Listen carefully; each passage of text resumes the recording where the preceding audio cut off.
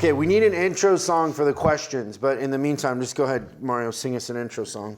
Kumbaya. No, it's like questions from the audience, Oh, a like little that. questions from the audience. Questions from the audience. We're listening to you. Just like 2 Chainz. Unbelievable.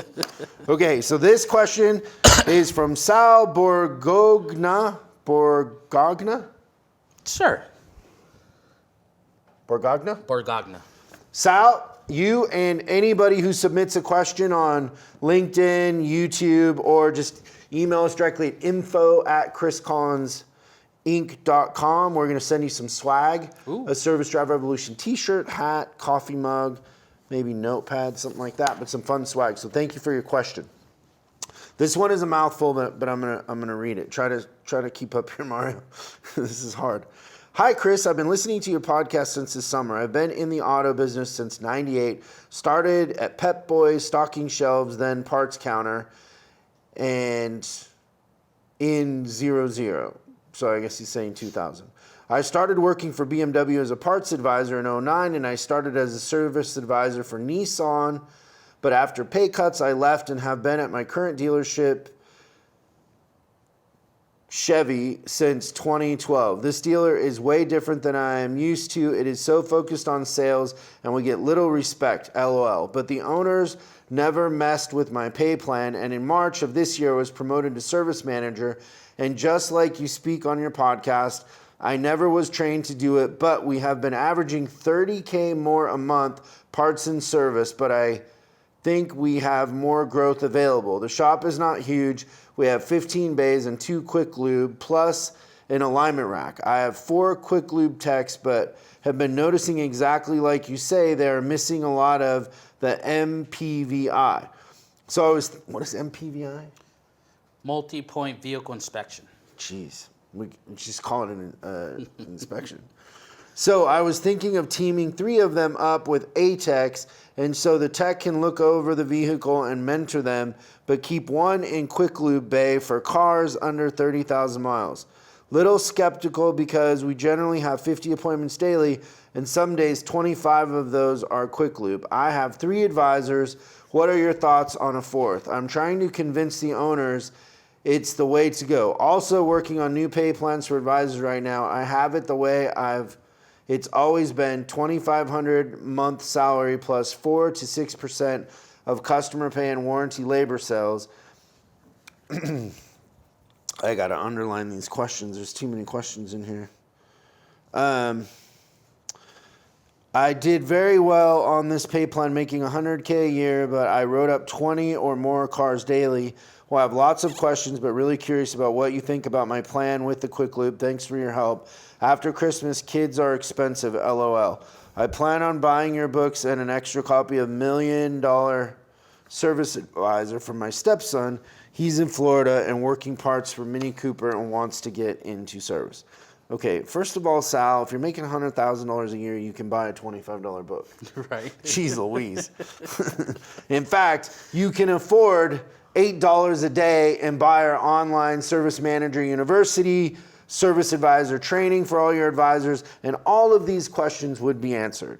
But here's the thing, bro, is it would be really hard for me on this show to draw this out for you. You need to get in Service Manager University and do all the steps to figure this out. Because there's a couple things. One is, if you don't have the right balance of the techs inspecting the cars, and bigger yet, you need a process that you're growing your own techs to become better at inspecting. So those quick lube techs need a career path to become C or B techs within a year or so. So the way you're doing a quick lube isn't gonna work no matter what you do. If you have veteran techs coming over there, there's probably a chance either you're gonna pay them to do those inspections, or it's gonna be unproductive and they're not gonna wanna do it after a while. So you need to reset up the whole shop. Just the basic, you're asking us to give you advice on fixing something that is you're not going to fix it with a Band-Aid. No. You need the right structure in the shop. And so the structure that we set up in the shop is completely different than what you're thinking. And so that would be my advice there. Is I wouldn't do it that way. I would get into Service Manager University and learn how to lay out your shop. On top of that, you need to have pricing strategies and a system that you're creating more sales per customer coming through, and that's all about the customer experience. And so when you ask me, should I add another advisor, you're leaving out an important element there. What are your hours in your shop and how many ROs are they writing? I don't know if you're open Saturday, Sunday, from what time to what time. So Yeah. we need more info Too many unknowns. there. But we have a formula for that and a formula for how many they should be writing a day. Now you're saying you have 50 appointments a day, but that doesn't tell me how many you're writing. So if you have 50 appointments, are you writing 75? Like what, how many ROs at the end of the day are we actually writing? Your pay plan is not how I would do it. I never understand why dealerships complain about their parts to labor ratio being off and completely falling off the last 5 to 7 years, and they're paying advisors only on labor.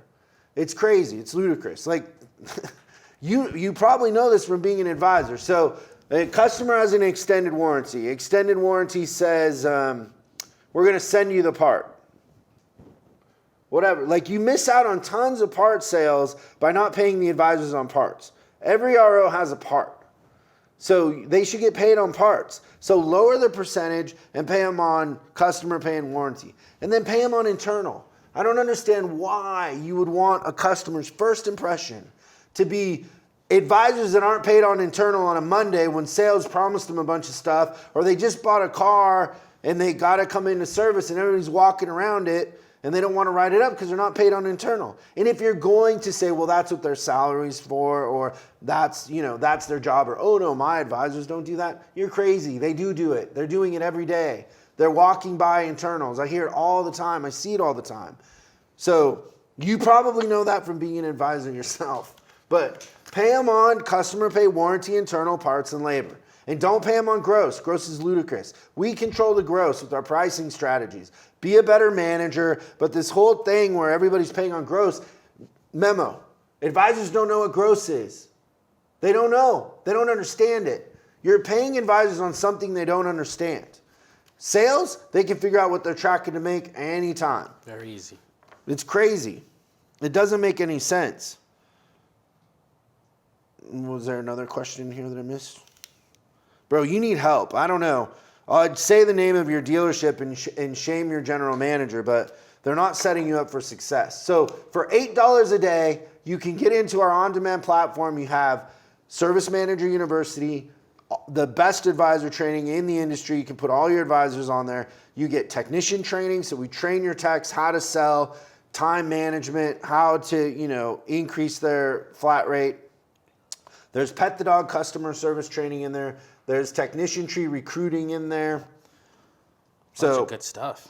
Yeah, it's worth way more than $8 a day. It's worth thousands of dollars. Your ROI on that will be maybe the best investment you will ever make in your life, even better than if you bought Apple stock. I mean, it just will be. Because you're asking all the right questions, but you're going to mess this up if you don't have the right direction. And the best time for you to learn this is right now when you're impressionable. I would take a manager like you over somebody who has 30 years of experience working against them, who asks questions like, what happens when it doesn't work? And they're just stuck in their ways and they don't want to change. You're ready to go. You're motivated. You have the right ideas and the right ambition, but you need training. It's crazy. Next question. Here to help. Didn't mean to rant there, Mario. I'm sorry. Albert Dish. Do you believe that the parts department should contribute to advisor pay as long as we are paying the advisor on labor and parts? So here's the thing, Alberto, and then this is a great question. The truth is every manufacturer has an accounting manual. So take, for example, the accounting manual for General Motors. General Motors does a parts transfer, and that covers what the service advisors are doing, or it offsets the service advisors. So a percentage of the back counter's gross gets transferred to the service department. A BMW financial statement, for example, splits the advisors, the warranty administrator, and the cashier with parts because they're selling parts, right? Warranty's claiming parts, so they split it that way. So what you want to do is you want to go to your office manager and you want to say, I want to see the Mazda accounting manual. And then it's right there for you. It will tell you what to do. So this isn't about my opinion. It's about how the financial statements are set up. Some are set up with transfers. Some are set up to split the advisors. And so Mazda will have that in their master accounting manual of how you should account for all the expenses. It'll be right there, and that's how I think you should do it. Just because that's how they set it up. Second of all, if you're in a 20 group or you're comparing numbers with another Mazda dealer, it's best if you're following the right accounting practices. Right. So good question, but I would give you the homework to go to the accounting manual and see what it says. That would be the best form there.